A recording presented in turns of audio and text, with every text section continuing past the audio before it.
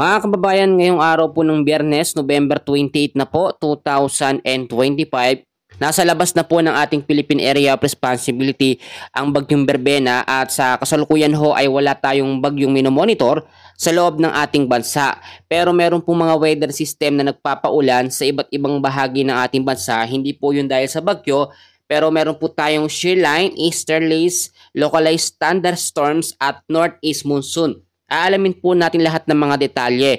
Pero bago natin simulan, baka naman pwede nyo pong ilike yung video natin, pakishare na rin po. Malaking bagay at supportan na rin po yun para sa amin. By the way, kamusta po kayo? Ako po muli, si Kuya Francis, ang inyong pong weather forecaster ngayong araw po ng Biyernes. Ang minomonitor po natin na bagyong Berbena ay lumakas po sa typhoon category. Tulad na aking sinabi, paglabas ng Philippine Area of Responsibility, mas lalakas siya or magkakaroon po ng rapid intensification. From tropical depression sa loob ng ating landmass, paglabas niya, naging isang ganap na typhoon category. Pero ang maganda po nito ay nasa labas na siya ng ating bansa at hindi na po makakapaminsala. Ngayon po yung sinasabi ko naman sa inyo na banta po na posibleng mabuo na bagyo sama ng panahon sa first week ng December ay nakita po natin sa tinatawag po natin na tropical cyclone threat potential at doon na rin po sa advanced weather system na ating pong ginagamit. So ipapakita ko ng mabilisan ito mga kaibigan dahil titignan natin yung lagay ng panahon sa mga susunod na update. So sa week 2 po natin, simula po yan ng December 3 hanggang December 9. Bali pagpasok pa po yan ng first week ng Disyembre ay meron po tayong nakikita dyan na dalawang sama ng panahon, dalawang low pressure area. Pero parehas naman po yung nasa low chance na category na maging isang ganap na bagyo. Pero dahil medyo malayo pa yung first week ng Disyembre, may mga pagbabago pa na posibleng mangyari diyan po sa dalawang sama ng panahon na yan. Pero kung titignan po natin sa advanced weather system and forecast natin, hindi siya magiging malakas kagaya ng mga naunang malalakas na bagyo. Yung bagyong Tino at super typhoon Yuan at ito pong bagyong Berbena, possible na ganyan din yung maging lakas niya. Tulad na aking sinasabi, kapag mahinang bagyo po, ang naidudulot po niyan yung mga malawakang pagbabaha. Pag mga super typhoon o malalakas na bagyo naman, yung life-threatening na ikot o lakas ng hangin ang nakakatakot. So mahina or malakas na bagyo, parehas pong may impact at nagbibigay po ng mga pinsala sa mga lugar po na kanyang naapektuhan. So i-monitor natin yan. Pero kahit medyo matagal pa yan, maging alerto at maging handa na lamang po tayo. Ngayong araw po ng Biyernes, asahan natin ang mas magandang panahon pero may mga pag-uulan pa rin po. Lalo na po sa mga apektado ng shear line, northeast monsoon at yung mga localized thunderstorms. Tara, silipin po muna natin yung tinatawag natin na live weather forecast or system at ipapakita ko sa inyo po yung lagay ng ating panahon ngayon at makikita nyo medyo okay kahit papano ang panahon natin. Pero bandang hapon tayo talaga dyan magiging alerto. So ito po, kung makikita nyo po itong bagyo na ito yung bagyong Berbena. Ngayon po ay lumakas sa typhoon category. At nakakaapekto pa rin siya. Pero yung extension na lamang po ng kanyang hangin dito po sa nalalabing bahagi po ng Palawan. Umaabot pa po kasi yung sirkulasyon ng hangin niya dito sa Palawan area. Kaya meron pa rin po mga maulap na kalangitan na may kasama po mga pag-ulan, pagkulog at pagkidlat ang aasahan the rest po ng Palawan. Dahil po yan sa trap or extension po ng bagyong Berbena. At may mga possible pa rin na mga pagbabaha or landslide sa mga landslide prone area dyan sa lugar po ng Palawan. At kung makikita nyo naman, bukod po sa Palawan, wala tayong nakikitang ibang lugar sa Luzon, Visayas at Mindanao na naaabot po ng trap or extension po ng kanyang hangin. So sa tinatawag po natin ng forecast weather condition, ito po yung sinasabi natin na mas malaking napipinsala nito ngayon. Ito pong shear line. Kung makikita nyo po, itong mga pula-pula na yun na may asul, yan po yung shear line na nakapapaulan po sa ilang bahagi po ng Luzon at dito sa medyo baba po ng Visayas. So dahil sa shear line, apektado po ng cloudy skies with scattered rains and isolated thunderstorms ang lugar po ng Apayao, Kalinga, Mountain Province, Ifugao, Cagayan at Isabela. Kapag mas lumakas po yung mga pag-uulan dulot po ng shear line, may mga tsansa pa rin po ng mga pagbabaha dulot ng mga pag-ulan at landslide sa mga landslide prone area. At madalas yung mga bugso ng pag-uulan na ito madaling araw at minsan sa hapon po. Kung mapapansin nyo, maganda yung panahon bandang umaga hanggang sa magtanghali. Pero pag medyo pagdating na ng hapon, medyo umuulan na at kumukulimlim na po. sinasamahan na rin kasi yun ng iba't iba pang mga weather system.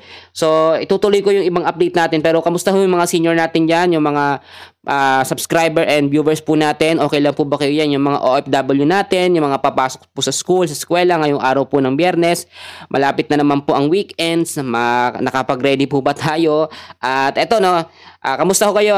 Maraming salamat po sa mga nagko-comment. So, sa bahagi naman po ng dito sa Visayas at Mindanao, titignan po natin, no? Pero ang Ilocos Region po muna tayo, kasama ang the rest po ng Cordillera Administrative Region, the rest po ng Cagayan Valley, patuloy pa rin po makakaranas ng cloudy skies with light rains. So mahinang pag-ulan dulot po ng northeast monsoon or hanging amihan. Ito po no, yung amihan or yung sinasabi natin na malamig na hangin na nanggagaling po sa may hilagang Luzon. Yan po yung pangunahing weather system natin ngayon na nararamdaman o nararanasan po lalo na po sa madaling araw. Pero dahil medyo maalinsangan yung panahon natin, lalo na kung kahapon, wala ho masyadong hangin talaga. No? Nakita nyo, wala masyadong hangin. Nag-iiba kasi yung ikot ng northeast monsoon or amihan. Dahil sa bagyong Berbena, yung hinahatak niya yung sirkulasyon ng hangin niya. Kaya nawawala yung epekto ng malalakas na hangin dyan po sa parte po ng Luzon. So ito po. Dahil naman po sa easterlies, ito yung naranasan natin kahapon na maalinsangan po na panahon or hangin. No? Nakita nyo naman, yan yung sumasalubong sa northeast monsoon kaya nabubuo po itong shear line. Explain ko po mamaya. Ang mga apektado naman ng easterlies ay ang lugar po ng Aurora at Quezon. Asahan po ang cloudy skies with scattered rains and thunderstorms. So ito po yung easterlies kung makikita nyo, yung mga umiihip na hangin na yan na medyo mahina na yan, maalinsangan or mainit po yung hangin na yan na nanggagaling po sa karagatang Pasipiko. Yan po yung sumasalubong dito sa northeast monsoon or amihan. Yung salpukan po na malamig at mainit na hangin, nagiging shear line po yon. Ang shear line na naman, siya naman ang nagbibigay ng mga pag-ulan sa ilang bahagi din po ng ating bansa. At ito pa, may isa pang epekto o dulot po ang easterlies. Kapag maalinsangan po na maalinsangan sa umaga, tanghali, sa bandang hapon, mataas po ang tsansa ng mga localized thunderstorms dito po sa Metro Manila at nalalabing bahagi po ng ating bansa. So asahan po no, ang partly cloudy to cloudy skies with isolated rain showers or thunderstorms Metro Manila at ilang bahagi po ng Luzon, Visayas at Mindanao dahil po sa mga localized thunderstorms po yan. So kinakailangan pa rin natin maging alerto at mag-ingat sa mga malawakang banta po ng mga pag-ulan. Pero may mga tsansa po tayo na magagandang panahon ng mararanasan ngayon kumpara po ng mga nakaraang mga araw. Dahil po wala na po tayong bagyo na minomonitor na aktibo sa loob po ng ating Philippine Area of Responsibility. Babalikan natin yung sinabi ko sa inyo na banta ng sama ng panahon na posible pong mabuo dito po sa may bandang silangan po ng ating bansa. So by next week pa po yan posibleng makita sa ating monitor system at ito po yung sinasabi natin na possible na lumapit po sa ating bansa at kapag lumapit po ito sa ating bansa, may mga tsansa po ito na ma-develop bilang isang low pressure area at patuloy nating i-monitor yan. Sa ngayon po, yung sinasabi ko na banta ng sama ng panahon o tropical cyclone threat potential sa first week ng Disyembre, hindi pa naman po nakikitaan ito na magiging malakas na bagyo o banta ng typhoon o super typhoon category. So less worry tayo sa ngayon. Ang kinakailangan lamang po natin ay maging handa at maging alerto sa iba't ibang weather system na nagpapaulan sa malaking bahagi po ng ating bansa. So ngayong araw din, mataas yung tsansa ng magandang panahon. Sisikat pong araw sa malaking bahagi ng ating bansa. Pero uulitin ko, ito po, sa mga hindi nakarinig kanina, dahil sa amiha, northeast monsoon at shear line, kasama mga localized thunderstorms, babanggitin ko po ulit yung mga lugar, asahan po natin ang mga isolated rains sa ilang bahagi po ng Cagayan, sa may Apayao, Isabela, dyan po sa may Palawan, kasama po sa Zamboanga City, Basilan, Sulu, at sa may Tawi-Tawi, lalo na po sa bandang hapon. Kasi yung epekto po sa bandang hapon, hindi lamang po yung shear line ang mararanasan din, kasama na rin po yung easterlies at yung mga localized thunderstorms. So mga kaibigan, marami nagtatanong po sa akin kung ilang bagyo daw po ba ang mabubuo sa buwan po ng Disyembre. So huling pagtatala po natin no, sa tropical cyclone threat potential natin, nasa 1 hanggang 2 bagyo lang po ang posibleng mabuo po sa month po o buwan po ng Disyembre. At yung mga bagyo po na yon ay may tsansa na manggaling po sa silangang bahagi ng ating bansa. Dahil kung dito po sa kanluran, wala pong pressure ng hangin para magtulak sa kanya. Kapag nasa northeast monsoon or amihan season tayo, mas matataas yung tsansa ng mga bagyo na manggaling po dito sa may silangang bahagi ng ating bansa. Mapapansin nyo yan mga kaibigan, lalo na kapag merong salpukan ng malamig at mainit na hangin, dyan po nabubuo yung tinatawag natin na cloud cluster or kumpul ng kaulapan. Dyan kasi po yan nagkakaroon ng sirkulasyon. Salamat po sa Panginoon kasi wala tayong epekto ng ITCC. Kasi kung may ITCC yan, mas tumataas po yung tsansa ng mga cloud cluster na mabubuo po dito sa karagatang Pasipiko, no? Kaya naman ang sinasabi ko lagi, may bagyo man or wala, kailangan pa rin natin i-ready ang ating mga sarili. Lalo na po kahapon, meron pa rin tayong nakataas na mga heavy rainfall warning, no? Uulitin ko po, etong mga lugar po na babanggitin ko na heavy rainfall warning, hindi po dahil sa Bagyong Berbena. Nasa labas na po ang Bagyong Berbena at nakakaapekto na lamang ang kanyang trap or extension ng hangin dito po sa nalalabing bahagi ng Palawan. So ito po, meron po tayong heavy rainfall warning. Medyo kakaunti lang naman ito. Ngayong hapon po, meron tayong 50 to 100 mm sa dami ng pag-uulan sa Cagayan, Apayao at sa may Isabela. Ngayong hapon din po ng Biyernes hanggang sa Sabado ng hapon, 50 to 100 mm sa dami ng pag-uulan pa rin, Cagayan at Apayao. So Saturday pa rin ng hapon hanggang sa Sunday po ng hapon, meron po tayong 50 to 100 mm sa dami ng pag-uulan dyan pa rin po sa Apayao. So ito kasi yan, no? Kung makikita nyo yung shoreline, hindi talaga nawawala yung kanyang epekto. At paulit-ulit po tayong tinatanong na ating mga kababayan, Kuya, bakit hindi pa rin lumalamig ang panahon? Malapit na nga pong magpasko. Siyempre, dapat po, di ba, pag magpapasko, malamig na simoy na ng hangin ang ating mararanasan. At ito po, explain ko po sa inyo mabuti ng mabilisan. Kaya po hindi natin maranasan ng maayos yung malamig na hangin dulot po ng amihan or northeast monsoon. Dahil sinasabayan siya ng iba't ibang mga weather system. Lalo na itong Bagyong Berbena, yan po kasi minsan no, kapag sumasabayan sa amihan, nangingibabaw yung lakas po ng bagyo. At nawawala yung epekto po ng amihan or northeast monsoon. Sa ngayon, kaya po hindi masyadong maramdaman ang epekto ng amihan dahil sa easterlies na siyang sumasalubong po dito, no? Nakikita nyo naman, mahina ang easterlies pero dahil maalinsangan yung hangin niya, mainit yung hangin niya, imbis na malamig na hangin ng ating mararanasan, lalo na po dyan sa may hilaga po ng Luzon, extreme northern Luzon, nababawasan po yung lamig. Pero asahan natin, bago po matapos o sa first week po ng Disyembre, bukod sa banta ng sama ng panahon, ay may mga tsansa din tayo na mas makaranas pa ng malamig po na panahon. Dahil that time po, no, wala tayong ibang nakikitang sama ng panahon na banta na malakas na bagyo. Bukod dun sa sinabi ko na sama ng panahon na low chance na maging isang ganap po na bagyo. Kaya eto po, lagi kong sinasabi, ganito po, no, nakalabas na ng bagyo ang Berbena, pero kailangan pa rin natin maging alert at maging handa. Manatili po kayong nakasubscribe at mag-antabay sa aking balita dahil po ang shoreline ay may mga chance pa rin po ng mga pag-uulan. Para hindi po tayo maguluhan, ito po, no, kung napapakinggan nyo po yung update natin ngayon, kung nakikinig po kayo, kapag may nagsabi po sa atin na bakit daw umuulan pa rin kahit wala ng bagyo, pwede po natin ni-explain sa kanila na dahil po yun sa weather system ng iba't ibang weather system tulad po ng shoreline at mga localized thunderstorms sa hapon. May nagsasabi sa akin, Kuya, bakit ang localized thunderstorms hindi po nawawala? Ganito po, explain ko po sa inyo mabuti. Kapag meron po tayong epekto ng easterlies o yung maalinsangang hangin na gagaling sa karagatang Pasipiko, dyan po nabubuo yung mga localized thunderstorms.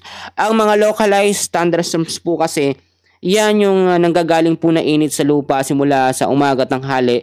Tumataas yan sa langit, no? Nag-evaporate yan, yung singaw niya sa katubigan, sa lupa. Yun po yung nagbubunga ng mga pag-uulan o sama ng panahon. Ang ipanalangin po natin sa mga localized thunderstorms ay hindi maging severe. Dahil kapag naging severe thunderstorms ng isang localized thunderstorms, no, malakas po yung nagiging epekto nito at bugso po talaga ng mga pag-uulan ang ating nararanasan o mararanasan. Yung pangalawang paalala ko, importante, dahil po tuloy-tuloy mga pag-uulan ngayon, lalo na po dito sa Metro Manila, linisin po natin yung ating mga kapaligiran. Yung mga plastic, mga mga bote po mga kaibigan, yung mga lata ng sardines na nakakalat.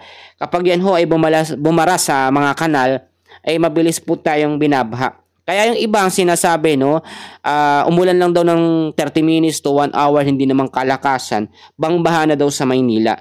Kasi marami po kasi mga lugar dyan na talagang bahain low-lying areas. Bukod sa low-lying areas, puro basura pa. Napapansin nyo naman. Pero kung tayo po ay magtutulungan, magiging responsable po tayong mamamayan, tulad po dito sa Mindanao, dito po, no, alam nyo, medyo maganda po talaga yung lugar ng Mindanao. Pero kahit dinadaanan nyo ng bagyo, hindi tayo masyado nakakapagtala dyan ng mga malalawakang mga pagbabaha. Ganon din po dito sa Visayas. Pero sa Visayas kasi, ang problema ngayon ay marapit sila sa tubig. Yung malalakas nga na mga pagbabaha ay nangyari dahil po sa lakas ng bagyo. Pero dito po sa malaking bahagi ng Luzon, hindi naman masyadong nararanasan yung sobrang lakas ng bagyo. Pero kahit mahina mga pagulan, may mga pagbabaha na dahil sa dami pong basura. So dapat ho ay maging responsable po tayo. So ito pa yung sinasabi ko, kinakailangan din po na lagi po tayong nag-iimbak or nag-i-stock ng pagkain. Sanayin po natin yung ating sarili na ganun po ang gagawin natin, lalo na po yung mga mommies natin dyan, yung mga nanay tatay natin, yung mga senior po natin na hindi na po nakakalabas ng tindahan. Pwede po tayo mamili ng maramihan na bigas, no, isang sako. Kung hindi naman po kaya, kahit ilang kilo lang, 5 kilo lang, 3 kilo, yung tatagal na po ng ilang araw, then pwede tayo bumili ng mga pagkain, mga delata, pwede po natin yung kape, itlog, yung mga mabilis pong lutuin. At sinasabi ko yan mga kaibigan, hindi dahil may bagyo, no? Walang bagyo. Sinasabi ko yan para ho baunin natin na kapag merong mga pag-ulan o kapag nag-update po ako or meron tayong update ng mga malawakang pag-ulan, nakahanda po tayo mga kaibigan. Alam ko po yung mga nakikinig sa akin, talagang ginagawa po nila yung mga sinasabi kong update. Kaya po natutuwa ako kapag may nagka-comment po ng ganon. Actually, talagang wala pong mapaglagyan yung gala ko, yung tuwa ko kapag nakakabasa po ako ng mga ganong comment. At kapag kaya naman po ng oras ko, nagre-reply naman po ako. So, eto nga, no, wala namang bagyo na tayo ngayon pero meron tayong shear line. Kaya kinakailangan pa rin natin na i-safety ang ating mga importanteng gamit. So, yung mga papeles, yung mga dokumento, marriage contract, birth certificate, no, lahat po ng mga bagay na yan, safety natin sa isang plastic, ilagay sa mataas na lugar para hindi po naabot ng mga pagbabaha. Lagi ko pong ipinapaalala yan halos araw-araw po sa update ko. Kaya alam ko kapag may mga malalakas sa pag-ulan, naaalala po nila yung update ko na si Kuya Francis lagi nagpapaalala sa amin araw-araw. At hindi po talaga nagsasawa. Alam ko po kasi nababasa ko po yung mga comment po ninyo at sobra po nakakatuwa. At eto, yung huli kong paalala, eto hindi tayo pwedeng maging kampante, no? At lagi ko sinasabi, nakalabas na ng bagyo, ang bagyong Berbena, salamat po sa Panginoon, at wala po itong napinsala na matindi sa ating bansa. Ipanalangin natin sa Panginoon na wala pong sumunod na bagyo na malakas sa first week po ng Disyembre o yung sinasabi kong bagyo sa Disyembre. Dahil siyempre po, ang month po ng December ay papunta na sa tinatawag natin na Pasko o Christmas. Lahat naman po tayo ay nagse-celebrate po noon. At alalahanin po natin yung kapanganakan po ni Jesus Christ. Mag-Thanksgiving po tayo, magpasalamat po tayo at ipanalangin natin sa Panginoon na maging maganda po ang panahon na yon. At ito mga kaibigan, yung nakikita naman natin sa first week ng December na sama ng panahon, low chance naman yun. So points na yon para maging masaya tayo. Ay salamat naman, wala pong malakas na bagyo. Dahil sabi ni Kuya Francis, hindi po ako nagsabi, no, sa forecast po yon. At ako po dinideliver ko lamang po sa inyo ng isa-isa, hinihimay-himay ko. At meron tayong mga palabok na sinasabi, no. At ito, maraming salamat po sa mga nakikinig. At iti-take ko po ulit yung opportunity ngayong araw po ng Friday para makapag-share po ulit ng Bible verse. So narito na po ang ating Bible verse of the day. Sa Pilipos chapter 4 verse 6, mga kapatid, mga kababayan, narito po ang sinasabi, huwag kayong mabalisa tungkol sa anumang bagay, sa halip hingin ninyo sa Diyos ang lahat ng inyong kailangan sa pamamagitan ng panalangin may pasasalamat. Amen po sa pagbabasa sa salita ng ating Panginoon. Napakalinaw po at napakaganda po ng ating Bible verse. Ngayong araw po ng Friday, tinuturo po nito sa atin na dapat po sa anumang bagay, lahat po ng bagay, no, ay hindi po tayo dapat nababalisa. Pero syempre bilang isang tao, normal lang na minsan ay nag-aalala tayo at nababalisa tayo sa mga bagay na lahat po, no. Minsan, example, wala tayong ulam, wala tayong pagkain, wala tayong pera, walang pang-tuition yung anak natin. Lahat po ng mga bagay na yan ay nagbibigay sa atin ng balisa or pag-aalala. Pero sinasabi po sa Pilipos chapter 4 verse 6 na sa halip hingin ninyo sa Diyos ang lahat ng inyong kailangan sa pamamagitan ng panalangin may pasasalamat. So, ganun pala, no? Gagawin lamang po natin dito kapag po tayo ay nag-aalala o nababalisa tayo, ay manalangin po tayo sa Panginoon. Hilingin po natin yung mga bagay na gusto po natin o kailangan po natin, yung mga bagay na nagbabalisa sa atin o nagpapaalala sa atin. Hindi lamang yung paghingi, bagkos kinakailangan natin ipanalangin sa Panginoon yung protection natin, yung mga gagawin po natin sa isang buong araw. Kayo po ba, paggising po ba sa umaga, tayo po ba ay nagpapasalamat sa Panginoon? Tayo po ba ay nagpe-pray sa malusog na pangangatawan, walang sakit, magandang panahon, lahat ng mga blessings, maliit man o malaking bagay, kaya kailangan po natin yan ipanalangin at ipagpasalamat po sa Panginoon. Alam nyo po, kapag sinanay po natin ang ating sarili na every morning ay nagpapasalamat po sa Panginoon, may mga blessings po na papasok sa atin at mas magiging productive po yung buong araw po natin. At ito pong sinasabi ko, iiwan kong mensahe galing po sa ating Panginoon na huwag tayong mabalisa tungkol sa anumang bagay, lahat po ng mga bagay, sa halip hingin po natin sa Diyos ang lahat ng ating pangailangan sa pamamagitan po ng panalangin may pasasalamat. So kaibigan kabayan, yan po muna ang pinaka-latest natin sa ngayon. Yung lagay po ng ating panahon nasa unahan at ang ating Bible verse ngayong araw po ng Friday ay nandito naman po sa dulo. Maraming salamat po. Mag-ingat po tayong lahat. God bless po sa inyong lahat.